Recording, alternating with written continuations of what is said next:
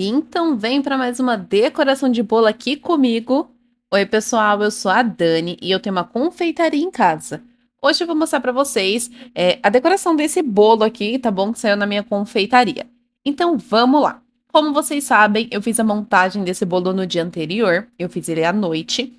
Então a gente preparou o recheio, deixou esfriar, preparou a massa, também deixou esfriar, cortou ele, não recortou não, gente, cortou ele certinho. Fez os discos de massa e as camadas de recheio. Depois eu levo para geladeira aí por pelo menos umas 8 a 10 horinhas para ele ficar firme e forte e a gente decorar. Esse é um bolo de 20 de diâmetro por 10 de altura. Então esse meu bolo feito nessa forma, ele tem 2 quilos. E para ele ter 2 quilos, ele tem duas camadas de recheio. Se fosse 2,5 kg, eu também ia fazer dessa forma. Porém, eu ia acrescentar mais uma camada de recheio e mais um pouco de massa, que seria mais uma camada de massa. Ele seria um bolo mais alto. Mas então vamos fazer a decoração desse bolo. Então, para começar, eu coloquei um corante azul no chantilly, mas um azul bem intenso, porque a cor desse bolo a gente queria mesmo que o fundo fosse bem intenso, bem bonitão.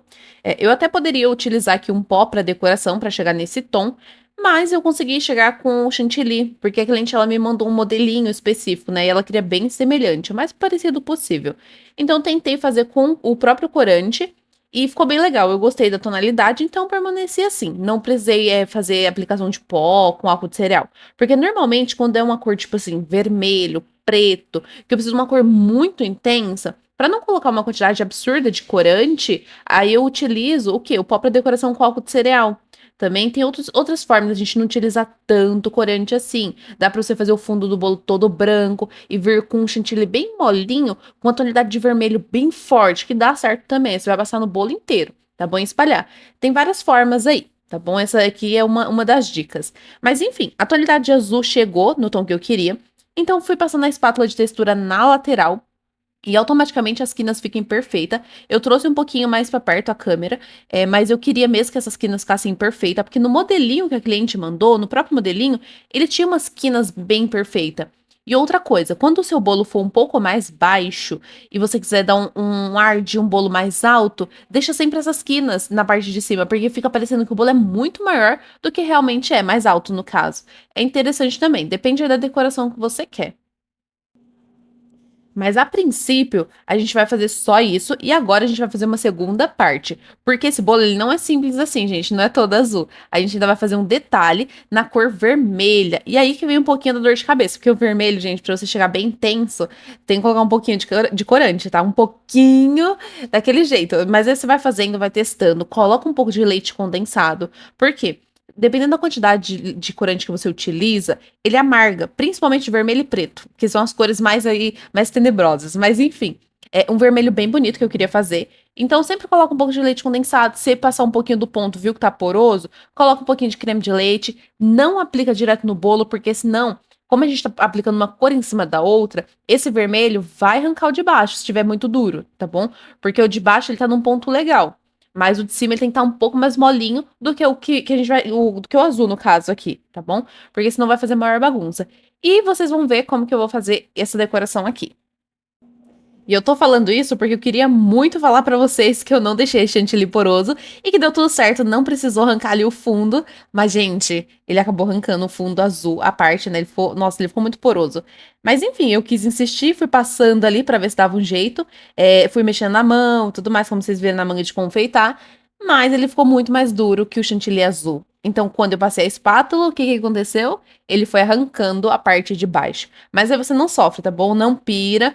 Respira que vai dar certo. O que que eu fiz? Tentei arrumar. Não deu certo? A gente retira um pouquinho e faz tudo novamente. O chato aqui é o quê? A gente tem um retrabalho, porque você vai ter que retirar ali um pouco, ou senão vai gastar tempo arrumando, tudo mais. Então, assim, é bom evitar. Viu que o chantilly ficou um pouco mais duro, que vai acontecer isso?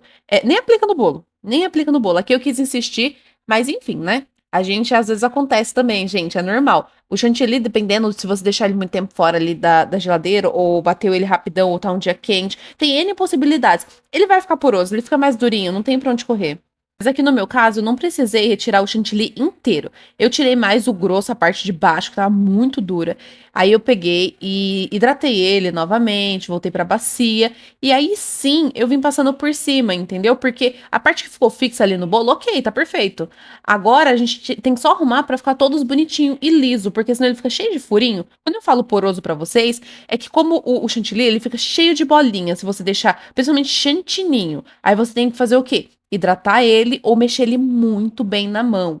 Então, quando eu falo poroso, é nesse sentido. Ele não fica um chantilly liso, fica cheio de bolinha. Aí parece que tá meio estranho assim quando você olha no bolo. Então, é interessante você hidratar ele bem, por esse motivo. Tem outras formas de você recuperar no bolo mesmo. Você pode jogar um pouquinho, borrifar um pouco de água gelada, ou o próprio chantilly, tá bom? Só que aqui eu tô trabalhando com duas cores diferentes. Então, pra mim fazer essas coisas assim, é um pouco mais complicado. Então, resumindo.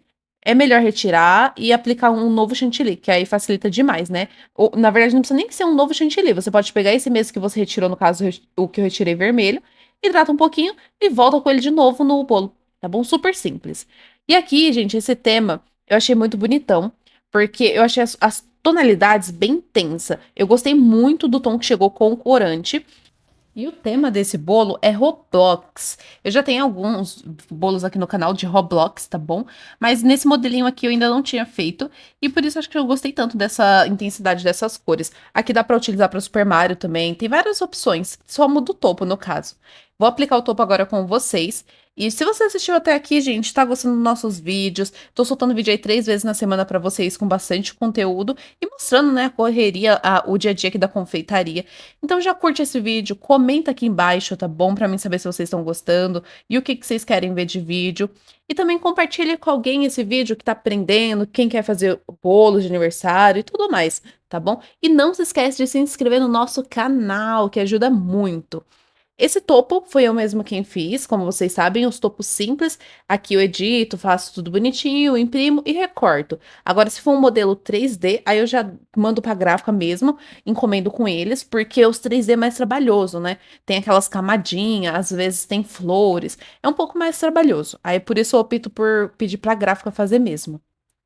E todos esses topos que vão encostado direto no bolo, no chantilly mesmo, eu faço uma proteção com fita neles, tá bom? Porque, como vocês sabem, é um papel, gente. A folha eu imprimo numa folha 180, papel foto. Então, se você entrar em contato com água ali nessa folha, já era, ela vai manchar, vai borrar. Então, eu sempre coloco uma proteção com fita adesiva, tá? Eu gosto de fazer antes de recortar, que aí o acabamento fica mais bonitinho.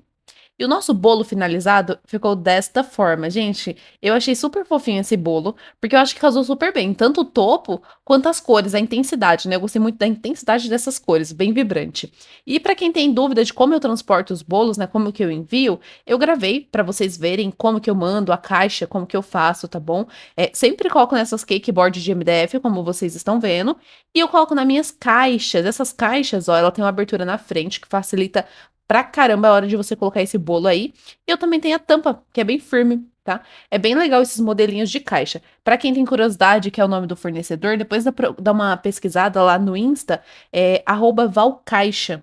Que é esse é o meu fornecedor de caixas, que é bem legal. Eles têm vários modelinhos de caixa diferentes. E eu gosto muito desse modelinho, que ele é todo branquinho, dentro e fora. E eu vou ficando por aqui. Um beijão e até a próxima!